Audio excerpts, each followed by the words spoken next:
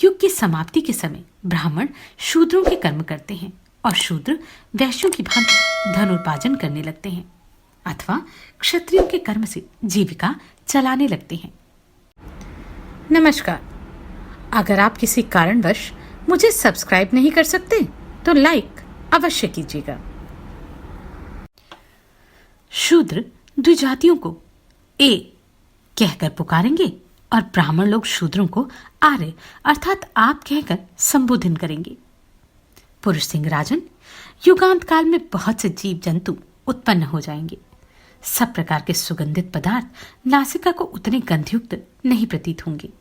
नरव्याघ्र इसी प्रकार रसीले पदार्थ भी जैसे चाहिए वैसे स्वादिष्ट नहीं होंगे।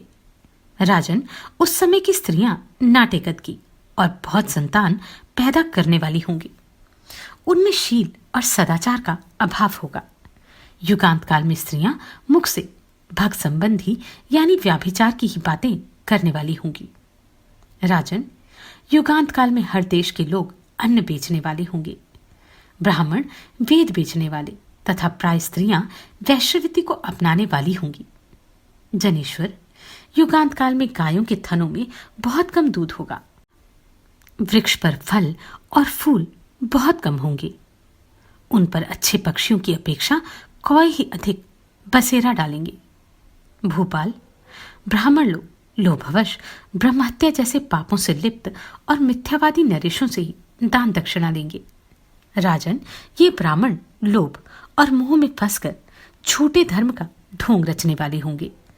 इतना ही नहीं, वे भिक्षा के लिए सारी दिशाओं के लोगों को पीड़ित करते रहेंगे।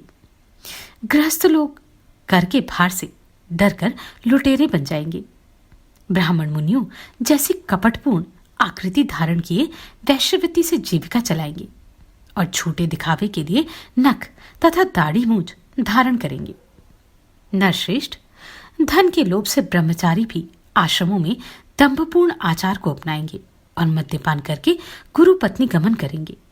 लोग अपने शरीर के मांस और रक्त बढ़ाने वाले इहलौकिक कर्मों में ही लगे रहेंगे।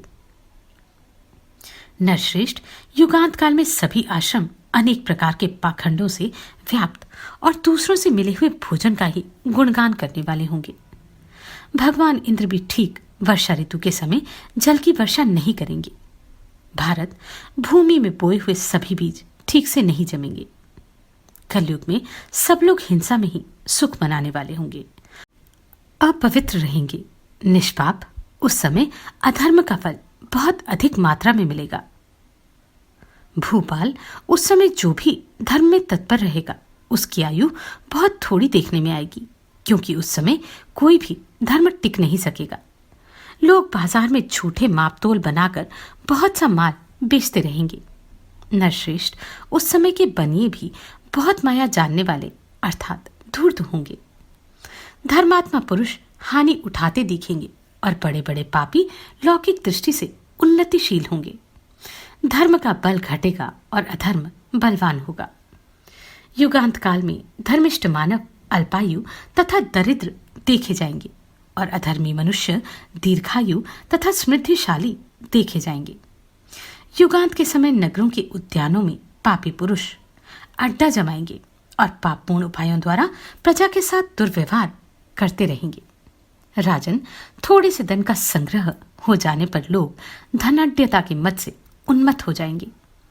यदि किसी ने विश्वास करके अपने धन को धरोहर के रूप में रख दिया तो अधिकांश पापाचारी और निर्लज मनुष्य उस धरोहर को हड़प लेने की चेष्टा करेंगे और उससे साफ कह देंगे कि हमारे यहाँ तुम्हारा कुछ भी नहीं है।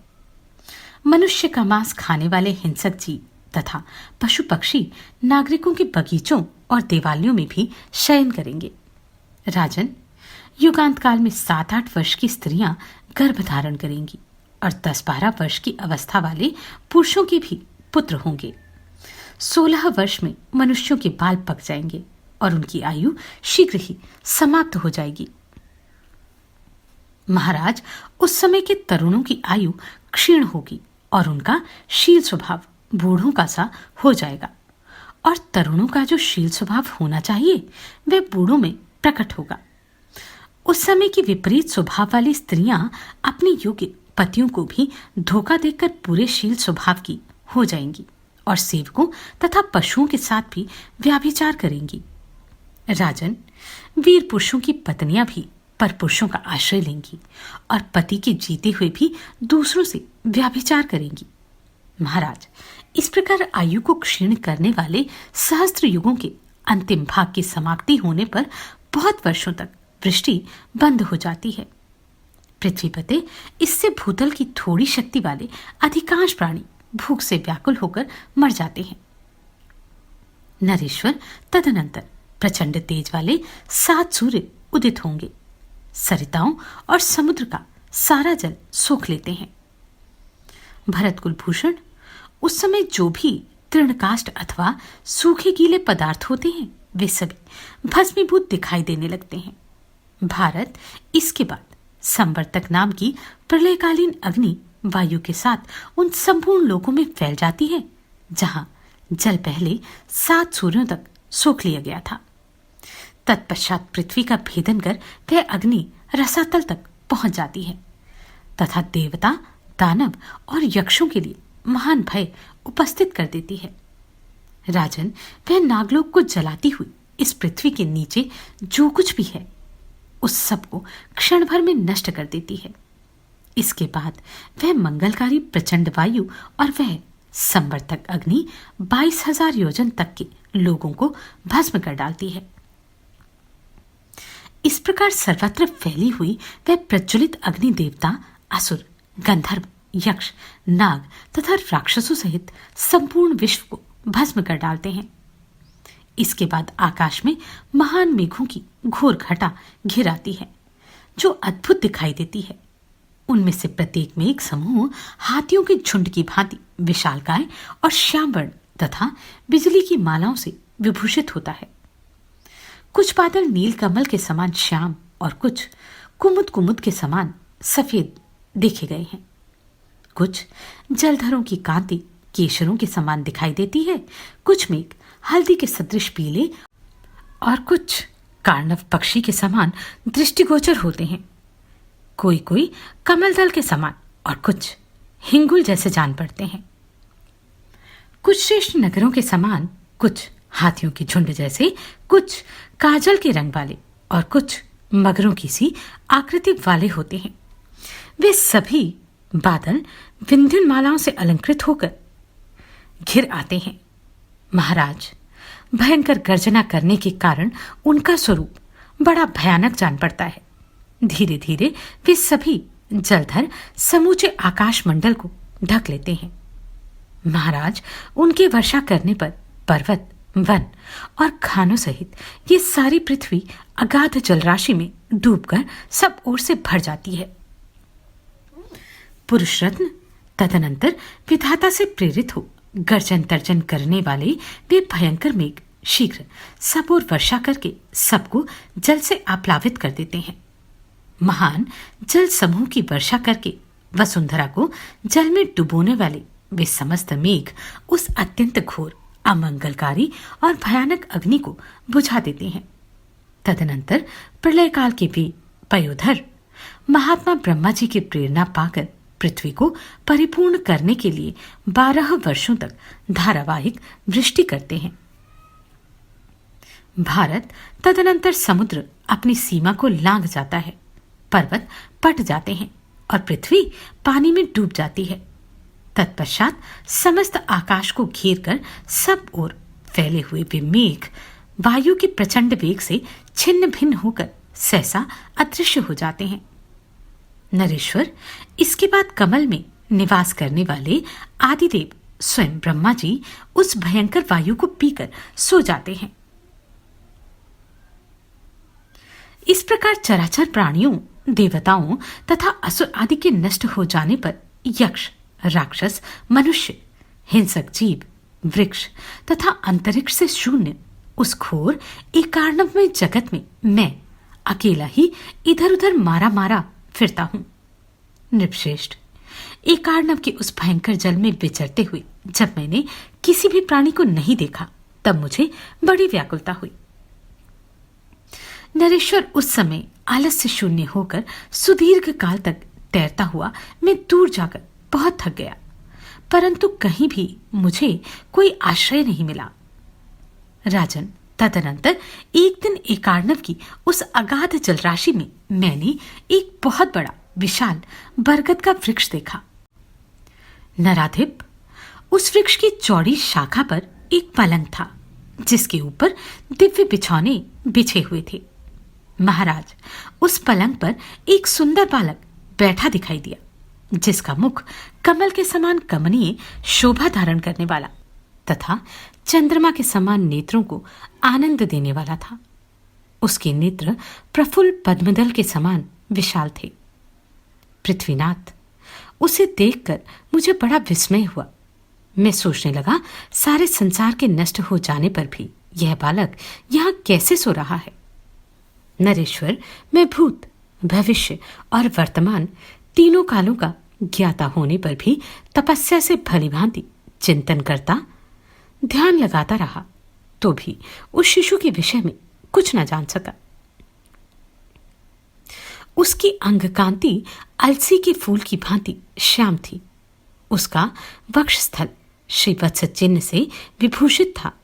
वह उस समय मुझे साक्षात लक्ष्मी का निवास स्थान सा प्रतीत होता था। मुझे विस्मय में पड़ा देख कमल के समान नेत्र वाले उस श्रीवत्सधारी कांतिमान बालक ने मुझसे इस प्रकार श्रवण सुखद वचन कहे। भृगुवंशी मार्कंडेय, मैं तुम्हें जानता हूं। तुम बहुत थक गए हो और विश्राम चाहते हो। तुम्हारी जब तक इच्छा हो यहां बैठो। मुनिश्रेष्ठ, मैंने तुम पर कृपा की है। तुम मेरे शरीर के भीतर प्रवेश करके विश्राम करो। वहां तुम्हारे रहने के लिए व्यवस्था की गई है।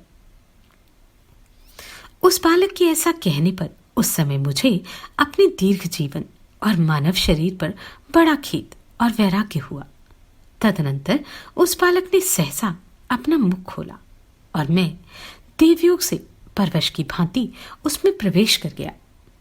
राजन, उसमें प्रवेश करते ही मैं सहसा उस बालक के उदर में जा पहुंचा। वहां मुझे समस्त राष्ट्र और नगरों से भरी हुई वह सारी पृथ्वी दिखाई दी। नरश्रेष्ठ, फिर तो मैं उस महात्मा बालक के उदर में घूमने लगा। घूमते हुए मैंने वहां गंगा, सतलुज, सीता, यमुना, कोसी, चंबल, वेत्रवती, चनाब, सरस्वती, सिंधु, व्यास, गोदावरी, वसवोकसारा, नलिनी, नर्मदा, ताम्रपर्णी, वीणा, शुभदायिनी, पुण्यस्तोया, सुवीणा, कृष्णवीणा, महानदी इरामा, वितस्ता अर्थात झेलम, महानदी कावेरी, शोणभद्र, विशल्या तथा किंपुना, इन सब को तथा उस पृथ्वी पर जो अन्य नदियां हैं उनको भी देखा। शत्रुसूदन, इसके बाद जल जंतुओं से भरे हुए अगाध जल के भंडार परम उत्तम रत्नाकर समुद्र को भी देखा। वहीं मुझे चंद्रमा और सूर्य से सुशोभित आकाश मंडल दिखाई दिया जो अनंत तेज से प्रज्वलित तथा अग्नि एवं सूर्य के समान दैदीप्यमान था। राजन, वहां की भूमि विविध कानूनों से सुशोभित पर्वत, वन और द्वीपों से उपलक्षित तथा सैकड़ों सरिताओं से संयुक्त दिखाई देती थी। ब्राह्मण लोग नाना प्रकार के यज्ञों द्वारा भगवान यज्ञ पुरुष की आराधना करते थे। नरेश्वर, क्षत्रिय राजा सब वर्णों की प्रजा का अनुरंजन करते, सबको सुखी और प्रसन्न रखते थे। वैश्य न्यायपूर्वक खेती का काम और व्यापार करते थे। शूद्र तीनों द्विजातियों की सेवा शुश्रूषा में लगे रहते थे। राजन, यह सब देखते हुए जब मैं उस महात्मा बालक के उदर में भ्रमण करता आगे बढ़ा, तब हिमवान, हेमकूट, निषद, रजतयुक्त श्वेतगिरी, गंधमादन, मंद्राचल, महागिरी नील, सुवर्णमय पर्वत मेरु, महेंद्र, उत्तम, विंध्यगिरी, मलय तथा पर्यात्र पर्वत देखे। ये तथा और भी बहुत से सब नाना प्रकार के रत्नों से विभूषित थे। राजन, वहां घूमते हुए मैंने सिंह, व्याघ्र और वराह आदि पशु भी देखे। पृथ्वीपते, भूमंडल में जितने प्राणी हैं उन सबको देखते हुए मैं उस समय उस बालक के उदर में विचरता रहा। नरश्रेष्ठ, उस शिशु के उदर में प्रविष्ट हो संपूर्ण दिशाओं में भ्रमण करते हुए मुझे इंद्र आदि संपूर्ण देवताओं के भी दर्शन हुए। पृथ्वीपते, साध्य, रुद्र, आदित्य, गुह्यक, पितृ, सर्प, नाग, सुपर्ण, वसु, अश्वनी कुमार, गंधर्व, अप्सरा, यक्ष तथा ऋषियों का भी मैंने दर्शन किया। दैत्य, दानव समूह, नाग, सिंहिका के पुत्र राहु आदि तथा अन्य देव शत्रुओं को भी मैंने देखा। राजन, इस लोक में मैंने जो कुछ भी स्थावर जगम पदार्थ देखे थे वे सब मुझे उस महात्मा की कुक्षी में दृष्टिगोचर हुए। महाराज, मैं प्रतिदिन फलाहार करता और इस संपूर्ण जगत में घूमता रहा। उस बालक के शरीर के भीतर मैं 100 वर्ष से अधिक काल तक घूमता रहा, तो भी कभी उसके शरीर का अंत नहीं दिखाई दिया। युधिष्ठिर, मैं निरंतर दौड़ लगाता और चिंता में पड़ा रहता था।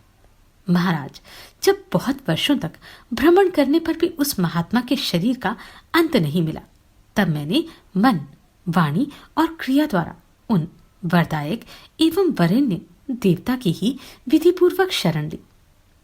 पुरुष रत्न युधिष्ठिर, उनकी शरण लेते ही मैं वायु के समान वेग से उक्त महात्मा बालक के खुले हुए मुख की राह से सहसा बाहर निकल आया।